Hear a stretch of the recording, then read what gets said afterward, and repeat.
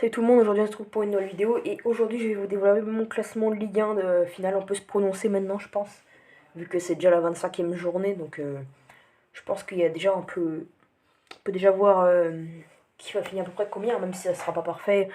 Je vous laisse tout de suite avec la vidéo. Du coup à la 20e place je mets le Angers SCO parce que déjà dans la vraie vie ils sont derniers, mais c'est pas que pour ça. Angers qui a perdu énormément d'éléments, là comme on le voit sur la photo.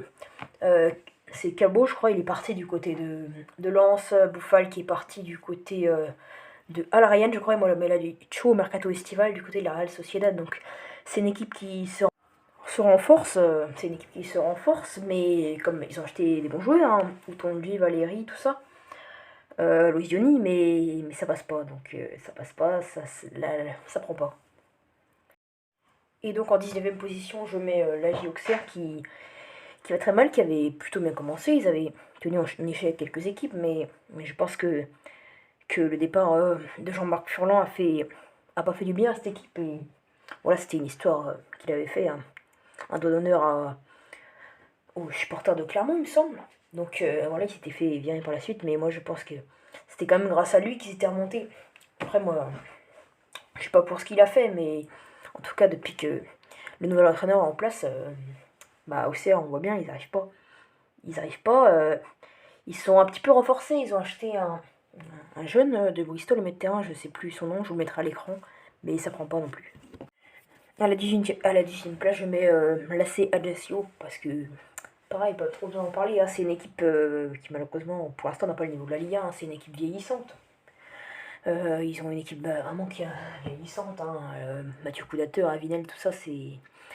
Nourri, tout ça, c'est dépassé. Hein. Après, ils ont Simiani, mais pareil, je vois pas se maintenir. Voilà pour Ajaccio. Alors à la 10e position, je mets les Stacks 3. Pourquoi? Parce qu'en fait, bah, pareil, c'est une équipe qui est trop faible en ce moment pour la Ligue 1 en fait.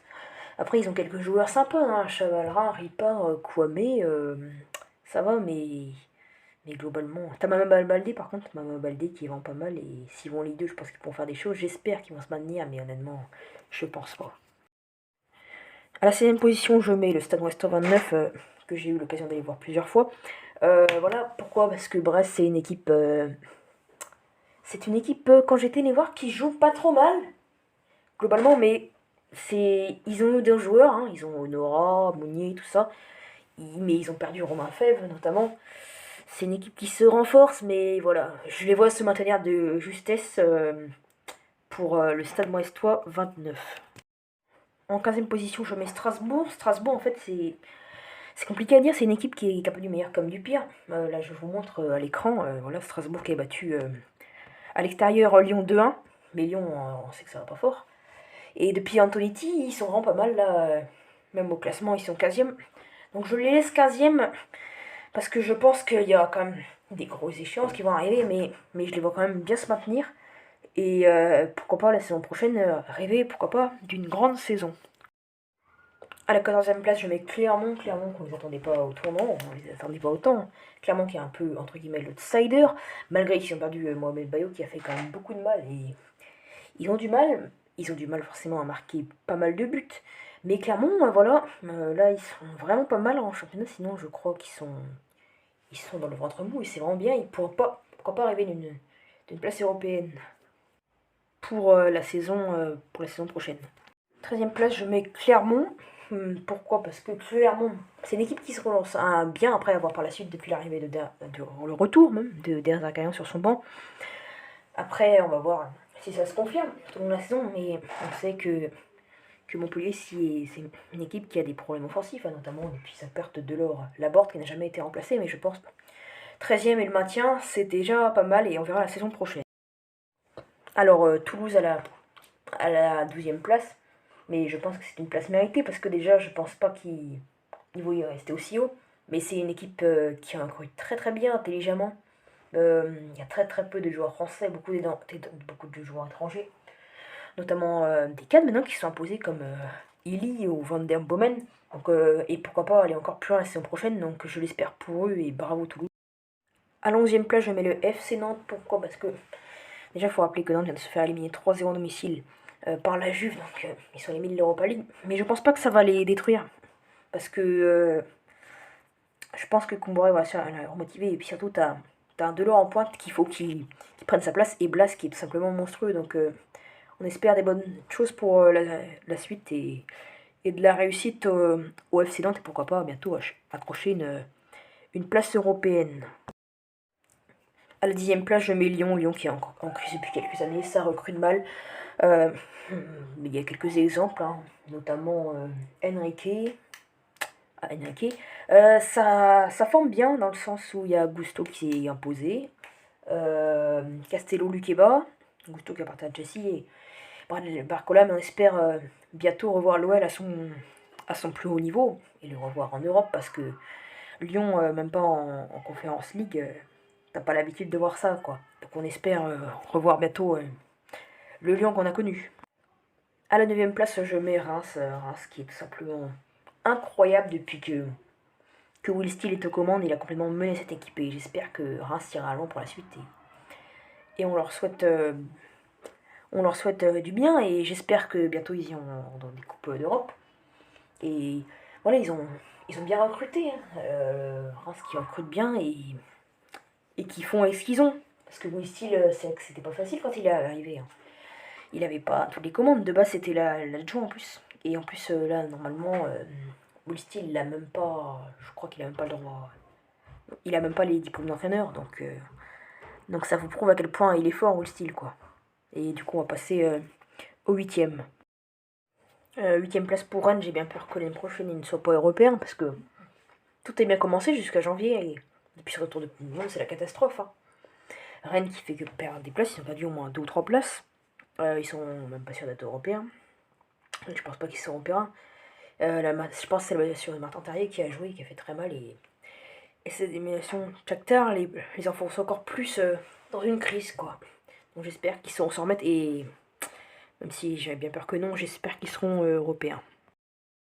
Côté l'orienté qui ont fait un début de saison vraiment monstrueux. Ils étaient 3e place au début.